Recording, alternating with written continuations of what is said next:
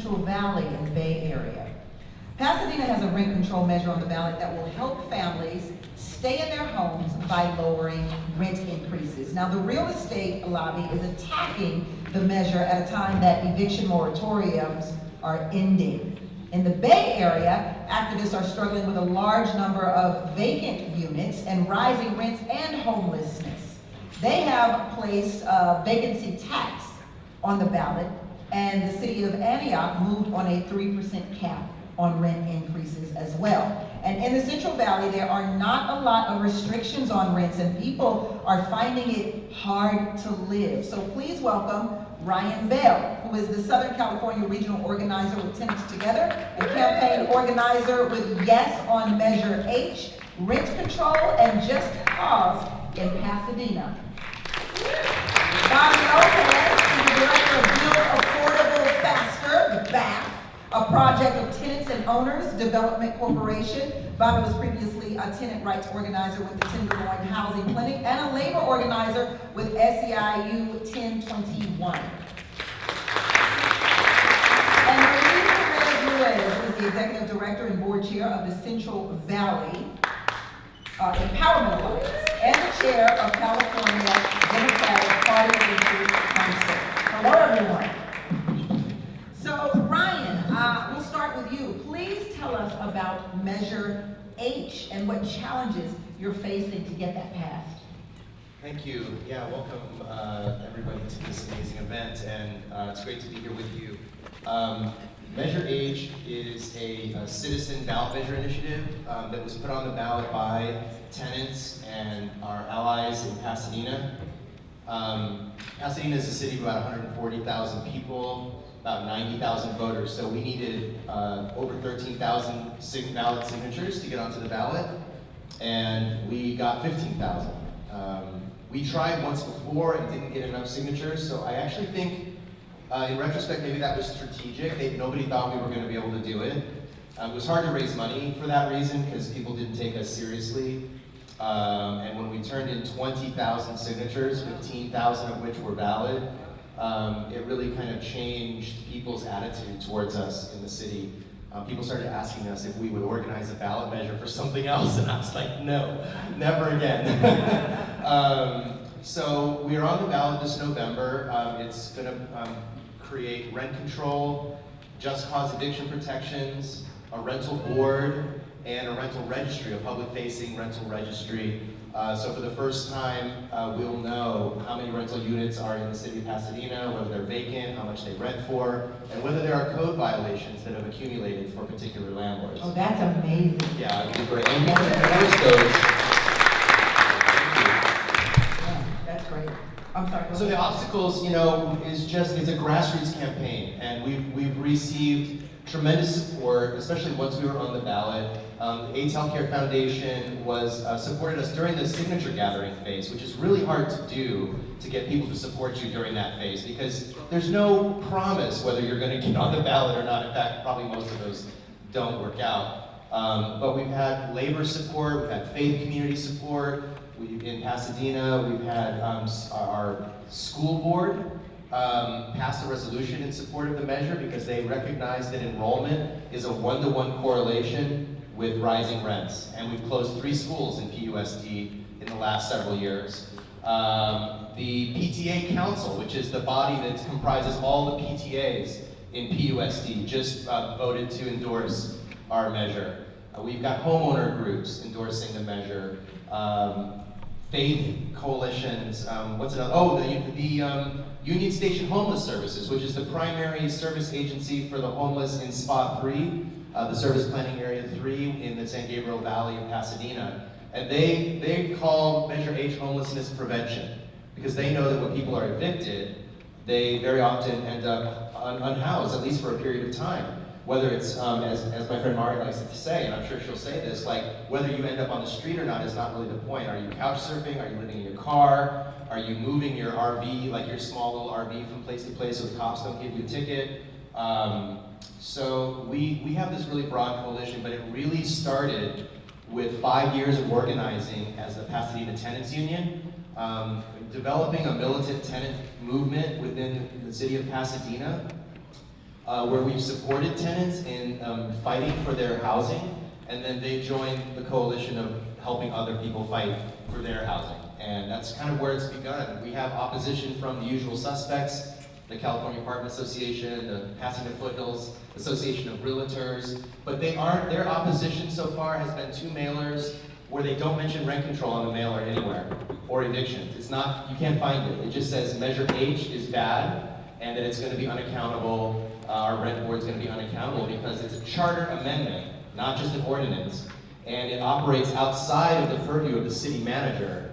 So the rent board is independent of the city manager, and they're trying to scare people that we're gonna like declare war on Santa Monica or something like that. We have unlimited powers, but that's kind of where the opposition is at. Thank you for that. Bobbi Lopez, the Bay Area is very expensive and has seen skyrocketing rents over the years, which is fueling gentrification and homelessness as well. So can you tell us about the campaigns in the Bay Area to make things move livable more livable for low income communities? I sure can, Ms. Tammy Mack, and I will say, I think all of us can agree the rent is too damn high. And the Bay Area is no different. So we have 4 big ballot measures in the Bay Area out of San Francisco, 2 in Oakland, 1 in Berkeley, and I'm going to just briefly touch on all of them. Please do. 2 of them are vacancy taxes, and I'll explain why vacancy tax is so important. I don't know if folks know this, but since 2015, there's been a 20% increase in the city of San Francisco on vacant units. And yet, our homelessness is growing by leaps and bounds. And what's happening there is you have a whole new world where people are having second units. We have corporate landlords who are affording the housing. We have some illegal Airbnb going on. There's a multitude of reasons that explain why we have this. But 1 out of 7 units in San Francisco is currently vacant. We just got a new number, 58,000. Vacant units? Vacant units. Wow. And yet we have this crisis on our streets. And so activists, and of course, we always work in coalition. We don't work alone. So we're working with DSA up in San Francisco, Faith in Action, so the faith-based community is involved, and a large coalition to really push the issue of vacancies. And so we're doing forward a vacancy tax. It's pretty simple. You know, if you have 3 or more units, if you're a landlord, you have 3 or more units, and it's vacant more than half of the year, you get taxed. And if next year it's still vacant and you haven't found somebody living in it, it gets taxed more. It's a progressive tax for that reason, because we need to make sure that these homes are occupied. The other piece too is the money that is funded from there goes to 2 things. Acquisition and rehab, which we heard all about from AIDS Housing, from here. Yesterday we went on a tour about that. And also for rental subsidies for seniors and families, who are the 2 of the folks that have been really targeted. Same thing in Berkeley. Berkeley's also doing a vacancy tax. Very similar to San Francisco, there are some differences. That tax is also going to single family homes because Berkeley's a different population. But Berkeley hopes to also fundraise, estimates about 700 homes will be impacted and hopes to fundraise about $6 million. And that's also a coalition of folks. We can't do this alone. We've got to work with other folks to get this stuff done. So you have the Berkeley Tenants Unions, Telegraph for the People, even California Young Dems, Bay Area Community Land Trust, all these groups working together to get these passed. And these are ragtag campaigns. So we gave a big chunk, we have a PAC, we gave some of our money, we gave about $75,000 to the San Francisco one. But that seems like a lot of money. But guess what? The landlords are coming in with $215,000 against the San Francisco vacancy tax.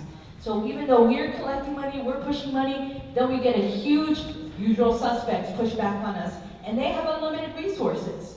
So Berkeley is also just a ragtag group of labor and community groups, and that's running on fumes and $22,000 to fight back against landlords.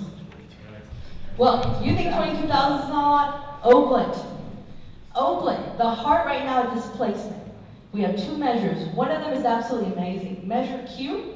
Has anybody here heard about Article 34? Oh yeah, so I heard an oh yeah in the audience. So basically back in 1950, some of the legislators decided to be very progressive and make it so that you have to have a voter approval to do low-income housing in cities. So what this legislation does is it allows Oakland to build low-income housing, which is crazy. We should be allowed to do that anyway. But Oakland residents get it. 83% of Oakland residents are in support of that measure. And then we have one more thing, and I'll be quick because I got to pass it to the sister in the Central Valley.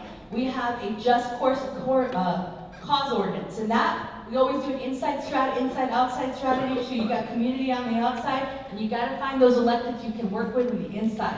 So we got Dan Cowell and Carol Fife. Carol Fife, you all might know from Moms for Housing, who's also the one who's authoring the Article 34 one, who are really pushing forward. And then we have a large coalition of folks: ACE, Centro Legal, Oakland Tenants Union. I'm going to miss a bunch of folks, but the point is we got a huge coalition working to make sure, and this is crazy, just cause in Oakland is only for certain units based on construction. So if you have a newer unit, you don't get just cause. There are a lot of other cities in our region that have just cause regardless of when the unit was constructed. We don't. So we're allowing so that if a unit's been constructed 10 years after the certificate of occupancy, that's included. Also protects teachers and families and students during the school year. That's a huge one. And then lastly, very important, also protects folks in RV and tiny homes that are on privately owned land, right? Because now we have this whole thing where we have so many folks living in RVs and tiny homes on private properties. They don't have any just cause protections. That's crazy. They should too. But again, these two Oakland campaigns only being run on $8,000. So it is all community together. Wow. So there's a lot of need out there, but I gotta tell you, folks are aggressive. As we speak right now, you have Care for Community, which is one of the groups involved, which is basically came out of mutual aid and out of Carol Fife's campaign, basically door knocking. Even without the money, they're talking to their neighbors, they're door knocking, they're figuring it out. So getting back to the grassroots is really important to win. And I believe we will win in both of these. Thank you. All right, Marie. How is the Central Valley Empowerment Alliance working to help low-income people in the Central Valley? Well, the housing crisis in the Central Valley is not recognized. The unhoused crisis is not recognized by the community, by the electives. So until recently, nothing had been done to address that crisis. We began organizing two organizers volunteer organizing 6 years ago. And from that came, during the pandemic, I think that's where things began, the momentum began to shift. The sheriff was displacing our neighbors, our unhoused neighbors residing along the riverbank. As we followed up with service provider organizations, who were responsible for providing services for our community members, we recognized that and we learned that there was nothing available for our unhoused community. There was not a department that addressed the needs of the unhoused.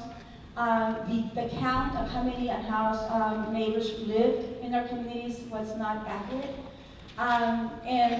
We learned there was a 4-year wait period for an emergency bed that only provided an emergency bed for males, nothing for families, nothing for the RK, transitional age youth community.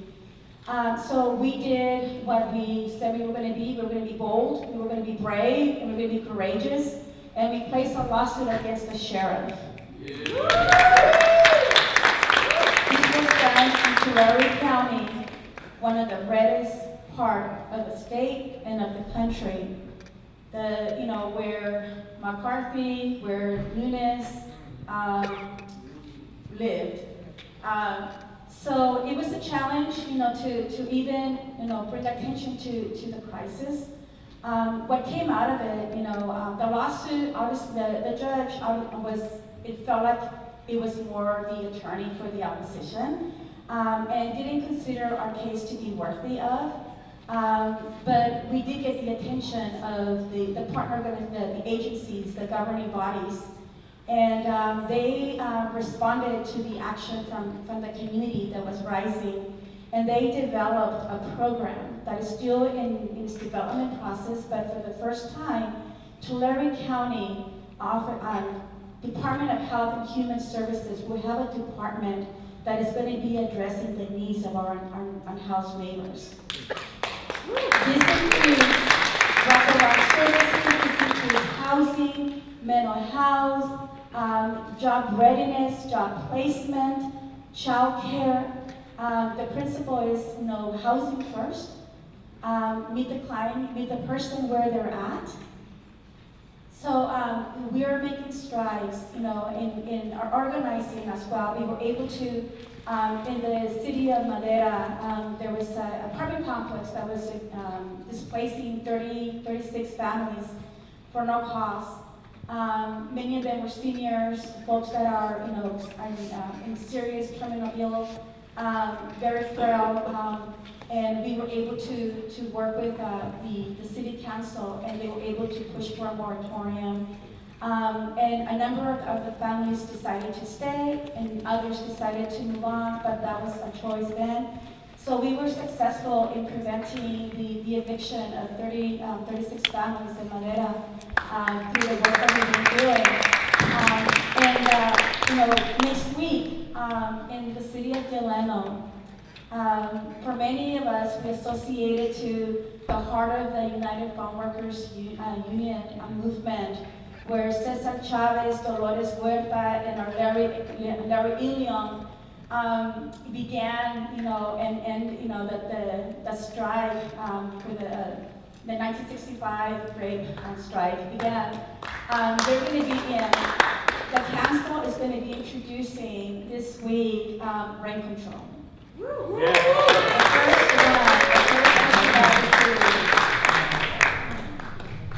Last question for each of you. What is the most important thing when you're dealing with these measures? What is the most important thing that you need to make these measures happen?